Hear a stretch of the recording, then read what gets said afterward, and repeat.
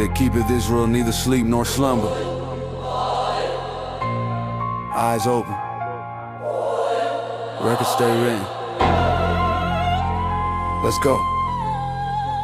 They watch. They watch.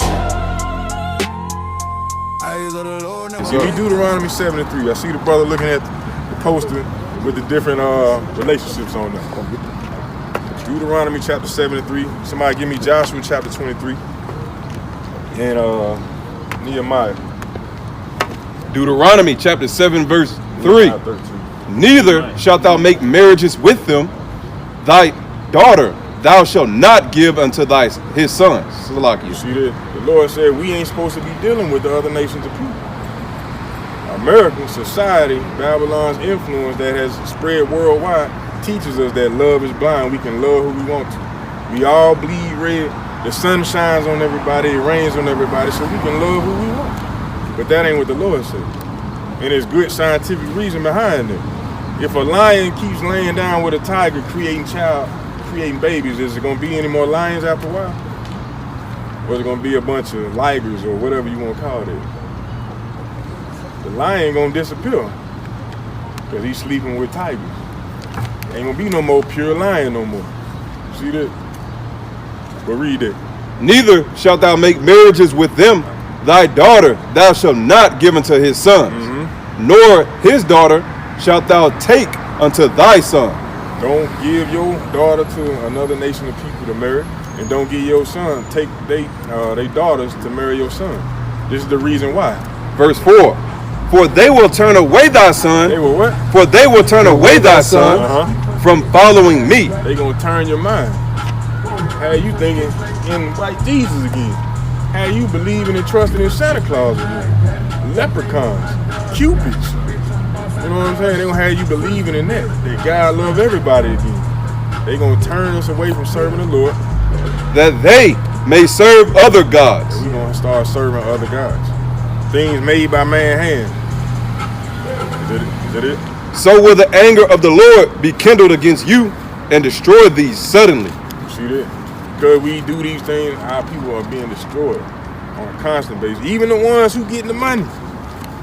What happened to Tiger Woods? He was married to one. What happened? She beat his ass with them golf clubs and took half his money. Don Cornelius, 75 years old. She took half of that. He died. All the money he made went to them. It didn't go to his family. It went to her. He said that happened because they're dating and dealing with the other nations, going against God's design. Huh? He said that happened because they're white, not just because people are bad. No. We brought out the answer. Bring it out one more time, King. Deuteronomy chapter 7 verse number 3. Neither shalt thou make marriages with them. Thy daughter thou shalt not give unto his sons, nor his daughter shalt thou take unto thy son. For they will turn away thy son from following me. That's the whole thing behind it. They're going to turn us away from serving the Lord. That's not what I asked you. You said, are they evil? I'm gonna write my notes. Okay, that's cool. So that's just one reason why we ain't supposed to deal with them. You know what I'm saying? That ain't we can't change nothing about it how the Lord set it up. You know what I'm saying?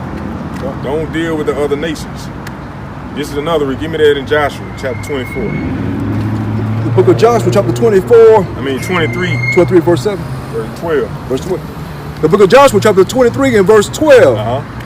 Else if ye do in any wise go back and cleave unto the remnant of these nations. Of these other people, reads. Even these that remain among you. So we all living among these other nations right now. Read. And shall make marriages with them. And go in unto them, and they to you. They having sex, read. Know for a certainty that the Lord your God will no more drive out any of these nations from before you. He ain't gonna fight for us as far as driving them away. Read. But they shall be snares and traps unto you. They's gonna be what? Snares and traps unto you. They're gonna be snares and traps unto you.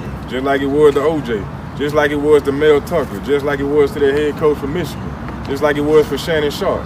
Snares and traps to us. Hey, Rosewood. Rosewood. You think about Wall Street. Black Wall Street. Tulsa, Oklahoma.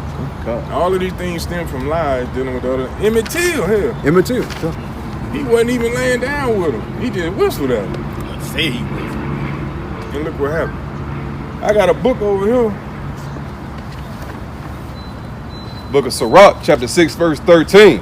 Separate thyself from thine enemies. Do what? Separate thyself from thine enemies. The Lord says, separate yourself from your enemies. Don't join forces with them. Don't try to make amends with them. No, the Lord says separate from them. It's a reason why they're your enemy. That's right. But this book right here is called Without Sanctuary. This is a whole book that showed what they did to us, sis. A whole book where they got nothing but pictures of us, how they was lynching our folks. See that? Snares and traps and dealing with them. You got the stories that go with the pictures. Whole book. It's a history that we don't know about because we don't know to look for it or where to look for it. We don't even ask questions. We just go with it because it's normal. You know what I'm saying? But see that in Jeremiah right there. What I had here. Yeah, bring it up. 13. Nehemiah 13 and 3, I believe. Might be going. It's 13. I have one precept too. I got a precept too. Go ahead, King. The book of Joshua, chapter 23 and verse 7. Let me start with verse 6. But ye therefore very courageous to keep and do all that is written in the book of the law of Moses, that ye turn not aside therefrom to the right hand and to the left, that ye come not among these nations, these that remain among you, neither make mention of their name, of their gods, nor cause to swear by them, neither serve them, nor bow yourselves unto them, but cleave unto the Lord your God, as ye have done unto this day. So, go ahead, bring that down, King. Come. So it was saying, hey, you got to stay away from these other nations.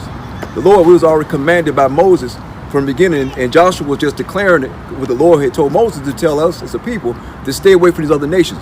Don't even serve their gods. Don't even acknowledge their gods. Don't even acknowledge them, and don't even bow yourself down to them. Right. So we have to stay away from these other nations. So that's just one commandment, saying don't deal with the other nations. Don't be making no marriages, laying down, having sex with them. Lord says stay away. That's one commandment. And you see that our people love to do that. And that got us where we at today. You know what I'm saying? Destroyed. The Lord ain't fighting for us right now. He's fighting against us rather than for us. Now, I'm going to give you a dietary law right quick. Now, give me Deuteronomy 22:5. Go to the dress code right quick. And give me Numbers 15:38. Deuteronomy chapter 22 and verse number 5. See, as a royal people, we got standards for every level of life that you can possibly think of. We got certain things that we supposed to eat, a dietary law. We got ceremonial laws. We got a dress code. That's what we're going to go over now. Go ahead. Deuteronomy 22 and 5. The woman shall not wear that which pertaineth unto a man. What that mean to you, King? If I had to guess, it means if the clothes were made for a man, the woman shouldn't wear it. You're right. Give me some things that a woman wears today that a man wears. Skirts, dresses. A woman wears skirts and dresses, right? Yeah. That's it? What do they wear? If you was going to a bathroom and it didn't have men and women on it, but it had these two symbols, how would you know which one to go into? I assume the one with the straighter body. What that The one on mean? the right. What that mean he got on? What did you say? How would you know? Looking at this sign right here, how would you know which is which? Well, I assume Which one because is it the looks woman? like a dress, the one that looks like it's wearing a dress would be for the women. Now, Right. why wouldn't that be for the man? Is that off? I guess because the man can't go in there. Do men wear dresses? Are they supposed to wear dresses? Wear skirts. And wear kilts. Our people, not them. Our people. Are we supposed to be wearing dresses? It's Hell no. That's all. So, likewise, read that one more time, King. Deuteronomy chapter 22 and verse number 5. The woman shall not wear that which pertaineth unto a man, neither shall a man put on a woman's garment. See that? The Lord is putting a separation right there. He's not the author of confusion. You know what I'm saying? So he's talking about cross-dressing right now. Man ain't supposed to dress like woman ain't supposed to dress like man. All of these things are spiritual, once again, but he's making a law so a man don't dress like a woman don't dress like a man. You see that? But today, in today's society, all of those things are flipped upside down. Once again, our people walking around in darkness not knowing what the hell is really going on. Think about it. You see celebrities, just like I got on this picture. You got Russell Westbrook, P. Diddy, all these different celebrity men putting on skirts and dresses. And they doing it saying it's fashion. No, they being controlled, made to do these things. Meanwhile, on the flip side, you got the sisters putting on the pants. And everybody's personality and spirits are shifting. You got the men becoming more feminine and the women becoming more masculine. Think about this. That's spiritual. And it's because we breaking the simple commandment of not dressing how we supposed to. You see what I'm saying? All of this stems off of one simple commandment that the Lord put there so that we don't have confusion in the midst of it. What you got, sis? So in the past, when men culturally considered, if you want to call it a dress, but we'll say that they weren't dresses, they were gowns. So before men were wearing pants, they were wearing gowns culturally, and that was normal. Women had their own gowns, right? Colors specific. Men could not wear. Certain men could not wear specific colors. So I'm told. In that sense, now today, men wearing pants. When you're saying women wearing pants, because women are wearing pants, they're doing what? The spirits change. Women become more masculine. Men become more feminine because they dressing out of order and the way that the household is structured. Think about it, like I was explaining earlier, the household, over 75% of our household are divided. Single parent household, being raised by who? Who's raising the kids? The mom. So everybody is being raised and taken after her attributes. Even the boys. They might put on pants and shirt, but they taking on the characteristics of their mom. That's why a lot of men these days are more emotional than they are thinkers. They react off how they feel, just like a woman would. Rather than think and use logic, they are emotional based. You know what I'm saying? Because they have been raised up under their mother. They didn't get the structure or the discipline side from their father to help raise them up to complete an individual.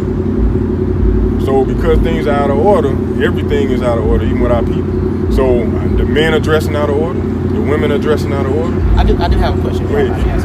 Okay, so back to the whole garment thing of men have a certain garment, women have a certain garment. Right. Where's the line? Where does the line being drawn? Because okay, so like take pants, like bring up pants. Pants were, I would say like maybe a couple hundred years. So like, would the creation of pants, who determined that was for the man? The people who made it, or did he just also include pants into that? Pants is for the man. Bring that out and you got that? Yeah. Now, think about this. No, you gotta support it. It's a valid question. I understand. Now, if you go back 100 years ago, you'll look up Amelia Bloomhart. She is the creator of the pants for the women. And now, like I said, that was the early 1900s. Earlier than that, women did not wear pants, period. You can look on TV shows, movies, anything from the 50s on back, you will not see a woman wearing any pants. In any TV show, any movie, any history book, you're not going to see it. Even when you look in the slave pictures of our people in the cornfield or in the tobacco or cotton field, you're not going to see a woman wearing pants. But you will always see a man wearing pants all throughout history. Now, when you were saying about the robes that men wore back then, who told you that? The same people that told us that Christ looked like this. Sweetheart, it's garments. When they're talking about garments, in Christ, look at I was just giving you an example. You know what? I said here. Read it. The book of Exodus, chapter 28, and verse 42. And thou shalt make them linen breeches to cover their nakedness. To do what? To cover their nakedness. To cover their nakedness. The man ain't supposed to be walking around swinging like that. See that? That's the purpose of the pants, to cover them. The woman, they don't have nothing hanging right there. They supposed to get that breeze through them. That prevents them different, what you call it? Yeast infections. Yeast infections. See that? Man, been riding all through all day. But the woman's supposed to have them dresses on to get that airflow down.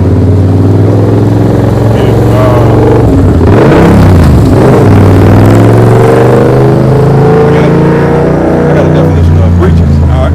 The definition of breeches in the Merriam-Webster's dictionary: short pants covering the hips and thighs and fitting snugly at the lower edges at the lower edges at or just below the knee. Or another one, it says pants. Breeches and pants. They were for the men to cover their nakedness. See that? Yeah. The woman's supposed to have a dress on to get that airflow to prevent other things. You know what I'm saying? But it's a reason for all of these different things. We've been taught otherwise. That's why society, sis, am I wrong or right when a lot of women say they don't need a man? I can do that. That's where the feminism thing is going to See what I'm saying? Now, where did that come from? When they started putting them pants on. Back, actually during World War I and World War II. When they started having to go to the factories because all the men was being shipped overseas to fight in this war. So they had to keep production going because the soldiers needed bullets, they needed missiles. So they didn't have the men, so they had to go to the women to fill those roles in those factories. And I can't think of the damn woman name. It's a famous poster with a woman with a do-rag on her head and she got her arm like this saying, "You can do it." Yeah, I remember that. Yeah, that was part of that feminist movement that got things to going how it is right now. Precept. The book of Jeremiah, chapter 31, verse 22. How long wilt thou go about, O thou backsliding daughter? For the Lord hath created a new thing in the earth. A new thing in the earth was created. A woman. What? A woman shall what? Shall compass a man. Shall compass a man. Surround him, overpower him, overtake, be leader instead of being the one that's being led. She gonna start leading the man. She gonna start ruling over the man. That's what you see in society today. Think about it. You go to most jobs, there's women running. You go to all schools, majority women teaching. Ain't no men in them. Might be a principal, but ain't no teachers. Might have a coach, majority women. You go to these businesses and all the HR positions, you got the women in there. The secretary, assistant, all these different things, mostly women. You go to the court system, mostly women lawyers. All of it, the woman has compassed the man. That's a thing that the Lord created because we kept going off as a people. See that? It ain't nothing new in this earth that ain't explained in the Bible. We just don't read, therefore we don't know, and we accept what is happening to us. You know what I'm saying? But I ain't gonna keep talking. Brother, you wanna step up? No, you got it. I've been talking for a minute. I don't wanna teach you. No, you doing good. All right. Yes, sir. But that's another simple commandment. Bring that out that I had, Numbers 15:38. This is also part of the dress code of an Israelite man and woman. So we know we ain't supposed to be dressing like each other.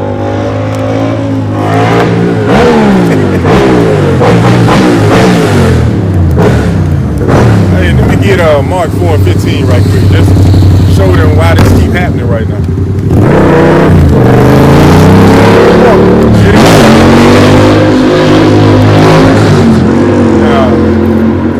Notice, we the only people standing out here, right? Ain't nobody else out here. But for some odd reason, this man drove all the way up here, keep running by this way, keep going back and forth, and there's a reason for that. We're going to show you. Mark 4:15. The book of Mark, chapter 4, and verse 15. And it says, I'm sorry about that. Salaki. And it says, And these are they by the wayside, Y'all on the wayside. where the word is sown. We giving the word, we sowing the word, read.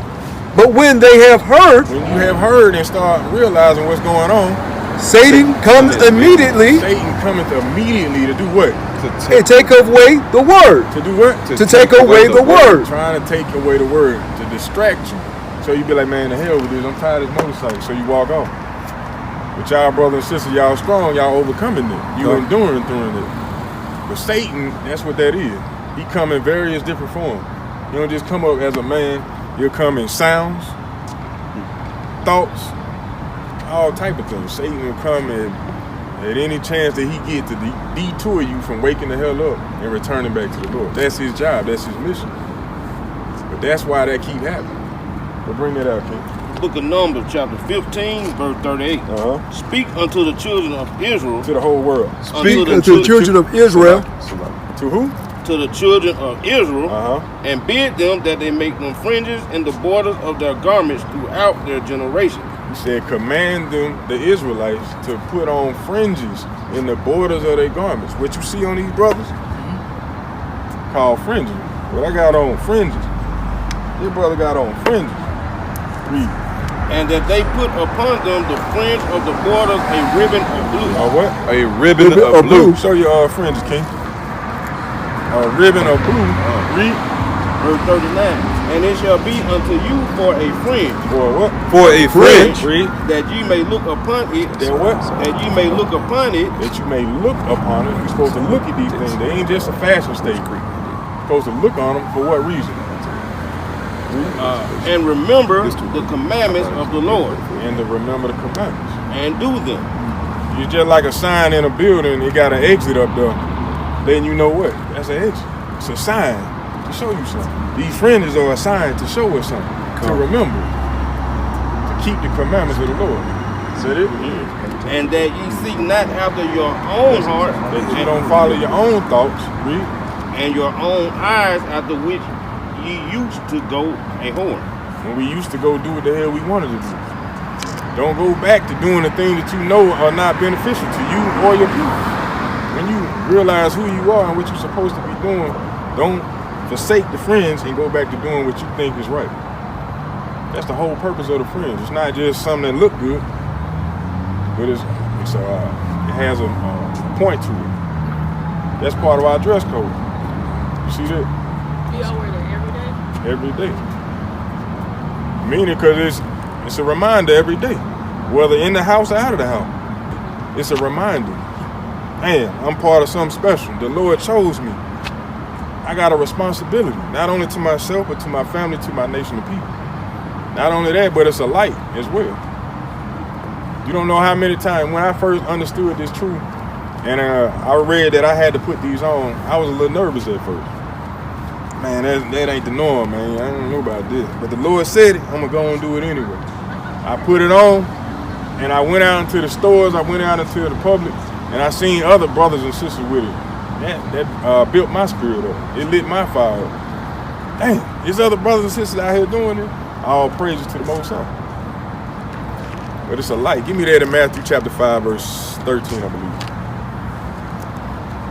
Matthew chapter 5, verse 13. The book of Matthew, chapter 5, Give me Zephaniah chapter 1 and 8. and verse 13. That's cool. 1 and 8. Bring that out, Ken. The book of Matthew, chapter 5, and verse 13. Sorry about that. I guess. And he said, ye are the Wait, go ahead, Ken. ye are the salt of the earth, but if the salt have lost its savor, wherewith shall it be salted? Lord said, we, the nation of Israel, we are the salt of the earth. When you put salt on food, what it give you? Flavor. You on point, brother. Salt give flavor. So we give flavor to this earth. Read. Ye are the salt of the earth, but if the salt have lost its savor, If the salt ain't doing its job, read, wherewith shall it be salted? then what is it good for? But to what? It is this for good for nothing, Good for nothing. Read. but to be cast out and to be trodden under foot of men. Trodden underfoot. Think about it when you spill salt on the table and you just swipe it off and it fall on the floor to be trodden on by foot. It ain't good for nothing no more. It can't do its job. Read. Verse 14. If ye are the light of the world. Say what? If ye are the light of the world. We are the light of the world. Just like these fringes. This is a light to our brothers and sisters. If that sister had these on, guess what? I would have approached her totally different. Because I knew that she understood who she was and where her mission is. Women wear fringes too? Yes, at the bottom of their garments. Sister got them fringes on. I don't speak to her like, hey sis, what's going on? It's shalom, sis. It's a different salute. It's all of it. Because she got a different understanding. She knows exactly who she is. She knows what her purpose is. And she's taking a bigger step by following the commandments of the Lord. Just like if you had yours on. I wouldn't be, hey brother, come learn the commandments. If I see you with your fringes on, you already know who you are. You're saying because I don't have fringes on? That's one thing. That's showing. No, but because I don't have them on, what does that mean to you about That's showing me, well, it's not showing me, but if you had them on, I would identify because that would be a light to me. Just like these lights out here giving light in darkness. Everybody else is walking around without them on, but if you had them on, that would be a light that would shine to me. And I'd be like, damn, sis know who she is. Shalom, sis, shalom. Because of fringes though? Yes. So you're identifying people because of clothing, not because of their heart or character? No, I ain't say that. No, that's not what. Because you don't know my relationship with Christ right now, right? No, what I'm saying, I'm just explaining how the clothing, the dress code is a light, and how we are a light to the world. It's not nothing against your character or nothing. I'm just saying, if you had the fringes on, I would have seen different. Just like if we were standing up here with dresses on, we would be different, right? Well, yeah. I mean, I wouldn't know what the point was, but to assume that it would be like, if we up here, yeah, it would need some context, but I'm obviously gonna side eye. right? But you could say the same thing about if I came up with a whole bunch of tattoos on my face and I had baggy pants on. You're gonna look at me very weird and not know I came to be warm, I'm exercising, and maybe I got this while I was in prison and got saved. That's why I'm asking. There's a lot of context that needs to be had. So I'm not judging you or anybody. Okay. I'm just bringing the fact out that this is part of our heritage. You know what I'm saying? Bring it up. Sirach chapter 19 and verse 29. A man may be known by his look. Say what? A man may be known by his looks. Now, a good example. If I was standing out here in a cop uniform and somebody broke into somebody's car, who would you run to? You. Why? Because you're wearing a police outfit. You see that? I would be a light. I would be in a uniform showing that I'm a cop. Even though I might just be out here in a costume. But you would assume that because I got this on, that I'm a cop. Right. So that's what it's talking about. Read it one more time. Dude. A man may be known by his look. May be known. Read. And one that had understanding by his countenance. That's another thing. I would assume that you would have another level of understanding because you had the fringes on. Because of how you dress. Is that it on it? That's it. Right. Well, one by his countenance when thou meetest them. See that? So how we dress, how we interact, how we carry ourselves, all of these different things matter. You know what I'm saying? The Lord got us in a dress code, just like when we go to these jobs, they got us in a dress code. I can't go to work in them damn shorts. It's not that I can't wear shorts, but at that job, they got restrictions. Right. And if I want to work at their job, I got to dress how they want me to dress. And if I want to be accepted by the Lord, guess what? I got to dress how he want me to dress. It's things that he want us to eat and not eat. I can't say, hey, this is how I feel. I got to go by thus says the Lord. If I want to live a longer life, I want to live a prosperous life, and I want to lead that example to my people, I got to live by the example that was laid before me. See that? Let me show you this about the dietary law. You had another precept? Yeah, I wanted to get one more about the fringes. The book of Matthew chapter 9 verse 22. But Jesus turned, Salakia. Verse 21. For she said within herself, if I may touch his garment, I shall be whole. But Jesus turned him about, and when he saw her, he said, daughter, be of good comfort, thy faith has made thee whole. Salaki. That's not the one I want. That's good. We're going into basically showing how this woman she was vexed. She had something going on with her, a disease basically. She said in her mind, if I could just touch the hem of his garment. At the hem of your garment, what's supposed to be there? Your fringes. Yeah, that is what I want. With the morning, you gonna read it? Yes, sir. But I just wanted to bring that out to show that she touched the hem of his garment. And when you look that up in the Hebrew, right, it says the fringe of a garment, right? So Jesus Christ himself wore fringes on his clothes, right? Fringes during those times, it was very popular, like in the Assyrians, the Hebrews, a lot of them wore fringes. But specifically, the Lord told us to put, like the brother said earlier, the border of blue. Yeah. And then this is how you know an Israelite from another person. You see what I'm saying? Not necessarily because it's for somebody else, but it's really for yourself, really, for you to remember to keep the commandments. And also, if you look at this picture down here, who do you see on this photo, on this poster board? Native Americans. Native American Indians. They wear those things on their garments. You can look at any ancient photo that you see of our brothers and sisters, they gonna have the fringes on. Nowadays they wear them, they don't even know why they wear them. They say it's to shed the rain when it rains, so that the rain falls off, but they actually wearing it because that's part of who they are. That's part of the heritage. Because they are our brothers and sisters as well. So-called blacks, Hispanics, and Native Americans. We make up the 12 tribes of Israel. And we all went through the same atrocities, especially slavery, because they went into slavery before we did. You know what I'm saying? They were led into the Assyrian captivity. We went into the Babylonian captivity. And they was on this side of the earth, and when the Spaniard, the conquistador, when they came over here, who was over here? Our brothers and sisters. And they sent them to the islands and sent them back overseas.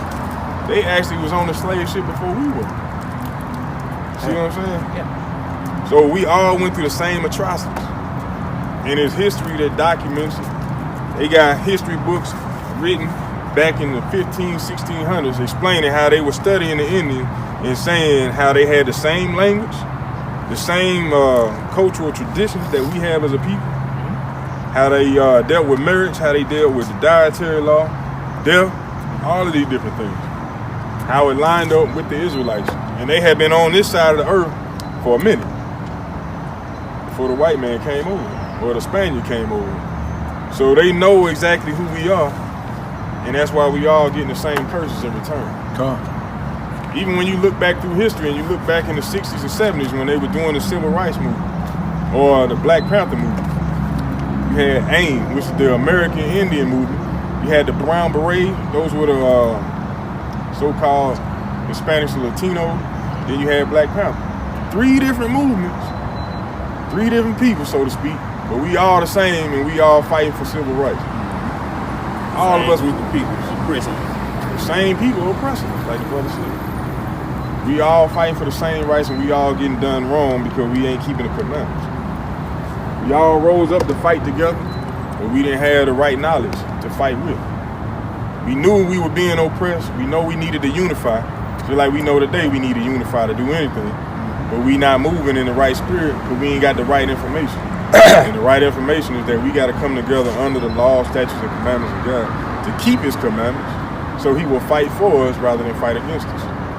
And I know this is a lot of information just for you walking around the park. But these are the things that we're supposed to be speaking on constantly. Building one another up so we understand how to move in this world of darkness. So we don't keep falling in the same pit holes and pitfalls. So that we leap over these things or we avoid them completely. You know what I'm saying? That's how we supposed to build. But these are just, give me Leviticus 11. So we talked about the fringes, the dress code. We talked about dating the other nations. Now we're going to talk about what we're supposed to eat as a people. Is this about not eating pork and catfish and stuff because they're unclean? Exactly. Why are they unclean though? Not just because they eat just about anything and everything they eat transfers to us when we eat them. Yes, sir. Yes, sir. What's that? Oh, I was talking about the. Or just in here, yes, I'm sorry. Oh no, you said the pork and the catfish. Yeah, we can't eat them because they eat just about anything. And when we eat them, we take it on everything that they eat. Okay, I'm back. they're unclean, basically. We're going to show you thus said the Lord. You right on point though, bro. Bring it out in Leviticus chapter 11. The book of Leviticus chapter 11 and verse 7. Start at verse 1 and jump down to 7. Verse 1. And the Lord spake unto Moses and to Aaron, saying unto them, Speak unto the children of Israel. Speak unto who? Speak unto the children of Israel. He didn't say to everybody. Once again, he's being very specific as to who he's talking to. Read. Speak unto the children of Israel, saying, These are the beasts which ye shall eat among all the beasts that are on the earth. Jump down to 7. And the swine, though he defileth the hoof, and be cloven-footed, yet he cheweth not the cud, he is unclean to you. What's the swine, sis? He, Pork, pig, swine. The Lord said we ain't supposed to eat that. Read on. it said, and the swine, though he devoured the hoof, and be cloven-footed, Even though he got his hooves like a deer, they open. Read. yet he cheweth not the cud, He don't chew and regurgitate his food and clean it like a cow does. Read. he is unclean to you. He is unclean. It don't matter what we got to say about it. The law is he unclean. Nothing we can do. We can't pray over. We can't pray. We can't dip it in vinegar. We can't pour Coke on it. We can't fry it at 500 degrees and think that's going to... No, it's unclean. Read. Of their flesh shall ye not eat, Shall we what? shall ye not eat, Don't eat it. Read. and their carcass A dead body. shall ye not touch. Don't touch a dead pig. Don't eat it. That's strict. Ain't no ifs, ands, or buts about that. That's in the beginning. Moses was giving that law in the beginning. But a lot of our people get tripped up and say, but what about Peter's dream? And when you read the book of Acts chapter 10, it's talking about how he had a vision.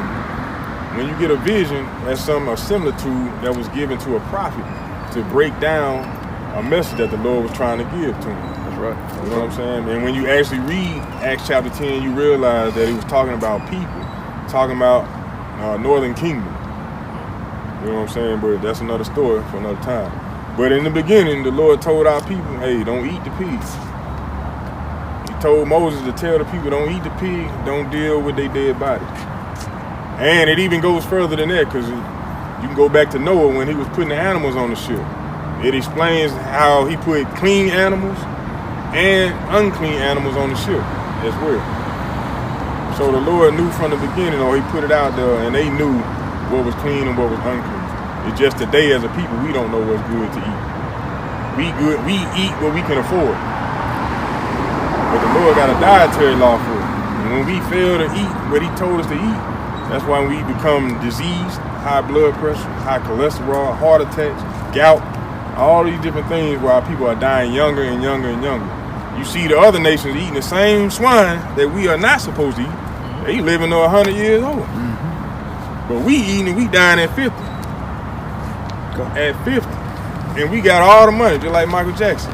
All the money. Bernie Mac, Prince, all that money, dead, gone. Early 50. But you got the same folks that eating this of the other nations. They living to 80, 90, 100 years old. Why? Because that law was given to the nation of Israel. And when we break it, we get punished. They don't. We do. So it's important for us to know who we are and what we're supposed to do. See that? Read on, King. Come. And it's a lot of other things that you might not know about the pig. Bring out one of them facts about the pig, King. You put me on the spot. Yes, sir. But yeah, you know the pig, they don't sweat, right? So what happens if a pig or an animal doesn't sweat? Where does that sweat or the toxins that should come out of the body, where do they go? It stays in it. It stays in it, right? And then when we eat that thing, we consume it. Don't they say you are what you eat? Yeah. Right? Do you believe that? Yeah. That's true. Because when you eat swine, that's an unclean animal. So guess what that makes us? Unclean. Same thing where Jesus, he made the evil spirits go into the swine, right? You ever heard that before? When he made those evil spirits go into that swine, Jesus himself, he already knew no man was supposed to eat that. So why would he not put the evil spirits in the lamb, right? I'm pretty sure there was a lot of cattle around there, right? If they had pigs there, I'm pretty sure there was other animals, right? Could have been a chicken or anything like that, but he decided to put it in the swine because it was unlawful for us to eat, right? But give me another fact about that pig, Ken. Look, like the brother, I'm going out with the other brother said that's why when you eat pork, you don't have to add salt to it. Why? It's by not sweating. All that you ever sweat and taste the salt in your mouth, it hit your tongue or getting your eye burned because of salt. And that's why pig is not sweating. All the salt and stuff is still on the inside of it. That's why when you eat you some real stuff, you don't see people add salt to real. Add salt to neck bones and stuff like that because it never leaves the pig period. And that's just like a taco and stuff. See that? It's another thing, you know about the what they used to use the pig for back in the day during the wars. Oh yeah. To the Lord. come. To what the Lord of. That and what they use it on the battlefield to do. Pig iron. Huh? It's called pig iron. Pig iron. It's what they make the bullets and stuff out of certain weapons. Right. Okay, that's a good one. They used to use it as a like they put it. You might use the restroom. They'll put the pig at the bottom, so when you use the restroom, he eat all of it. Eat up all that. Right. And dead bodies, anything. There you go, dead bodies. And what was that? World War I. World War I, they had pigs to clean up dead bodies from the battlefield. Right? They actually show you that in a couple of movies. There was a movie. What's the name of that movie? They showed the pig dead body after the war. Was it in what's that movie? I can't think of it.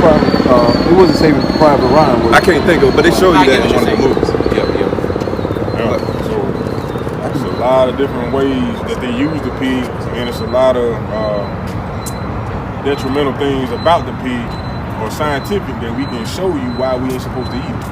Now we're gonna go into the things that actually come in the water. Bring it out, Ken. The book of Leviticus, chapter 11 and verse 9. These shall ye eat of all that are in the waters. These are the things that we can and cannot eat that are in the water. Read. Whatsoever have fins and scales in the waters, in the seas, and in the rivers, them shall ye eat. So it got to have what, King? Fins, scales, and gills. Fins and scales. Fins and scales, sis. In order for us to be able to eat it coming out the water, got to have both. Not one or the other, both. And there's a reason behind it. You know what I'm saying? So when you look at shrimp, they don't have scales. Lobster, they don't have scales. Crab, they don't have scales. Calamari, they don't have scales. What else they got in those? Eel. Oysters. Yes. They ain't got both attributes. And it's a reason for it. Catfish. They ain't got no scales. But what do we eat? We love the hell out some catfish. You know what I'm saying? And they fill our ponds up with it. You know what I'm saying? We ain't not supposed to eat these things. Why? Because the scales actually are like a protective barrier to the fish, keeping the disease out of it, the parasites out of it. See that? Now, what is the point of a shrimp, crab, and lobster, sis? What's the point of it? The bottom feeders? They bottom feeder, but what's their job? I don't know what you're asking. Huh? Well, I don't know what you're asking. What's the purpose of shrimp, crab, and lobster? In the ocean? Mm-hmm. I thought he said clean them up. Like this? He said to eat it, but yeah, that's their job to Oh, clean yeah, it. yeah. Okay, I didn't know what the question was. So think about when you go or look on TV or when you've ever been outside to the country, to the islands. What's some of the things that you notice about an island that surrounds the island that's different from the United States about the water?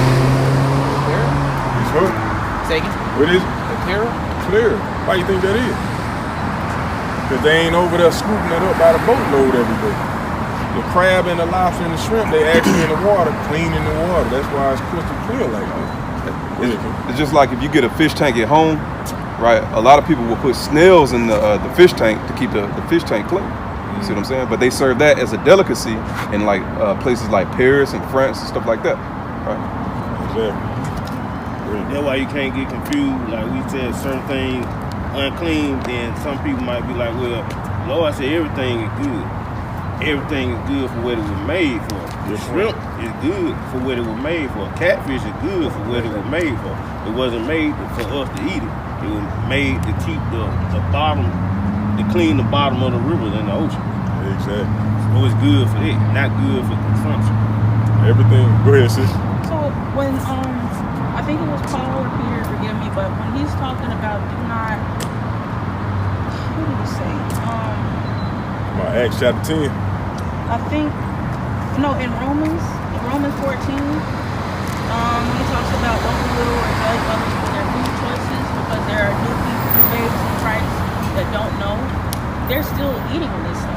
Right. They might not know. So are you saying that it has to be a change in life where they just completely get rid of these things?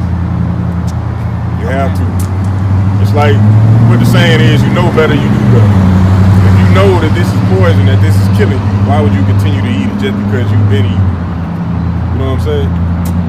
And we just brought out a few facts dealing with the pork or with the shrimp, crab, and lobster. There's many more. You know what I'm saying? That our people don't even consider. We just eat it because nobody ever said it was wrong to eat it, because it tastes good, because we've been doing it for so long.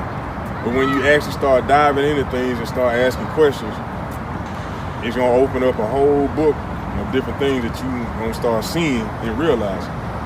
You know what I'm saying? So what Paul was talking about was totally different. He wasn't talking about just you eating shrimp or whatnot, not judging the man based off of it. He was going into ceremony, feast, and offerings. That's what he was talking about. But he ain't talking about just the average day Joe, because his job was to go out and wake the people up, to tell them, hey, that ain't the way to be living, bro. You holy, just like we doing today. Telling and informing the people. That's why it had to go into all nations, because our people have been scattered among all nations. So if we are not among each other and we living amongst everybody else, what customs are we gonna pick up? Theirs? Yeah, exactly. We're gonna learn to live like how they live versus how we supposed to be living. And that's exactly what's going on today. That's why Christ sent the disciples to all nations, because our people are scattered among all nations. And I'm gonna prove that. Give me Deuteronomy 4 and 27.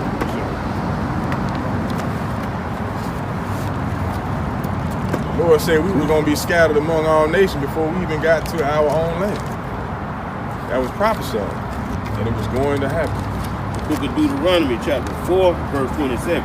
And the Lord shall scatter you among the nations, and ye shall be left few in number among the heathen, whether the Lord shall lead you. See that? Few in number among the heathen, where the Lord going to scatter us. So like the brother was talking about earlier that was up here, thinking that Christ was going to save everybody. No, we have to be saved, because we are the same people, have been scattered among everywhere. That's why the Lord said, I'm going to come and gather you from each end of the earth where you have been scattered and put you back in your own land. That's redemption. That's salvation right there. It's us being saved from the hand of our enemies. You know what I'm saying? But it's important for us to even know that we are the ones being held captive, and to do the things that are required in order to be saved. For an example, if somebody came and kidnapped you and took you to another country, and you got word that somebody was coming to save you, but you had to do certain things in order to be saved. You had to break out of that cell and run to the bottom of the hill and put on a red shirt and ball up in a ball in order to be saved. Now you can't say, everybody gonna be saved, because you the one that's being held captive. You the one that's looking for somebody to come save you. And at the same time, if you want to be saved, you can't do what you want to do. You got to put on that red shirt after you break out, and you got to get down that hill and ball up with that red shirt on, so that whoever coming to save you will see you with that red shirt on and save you. So it's requirements. And those are the same things that we have to do as a nation of people. We have to repent and turn back to the Lord and do what's required in order to be saved. Otherwise, we gonna die just like everybody else.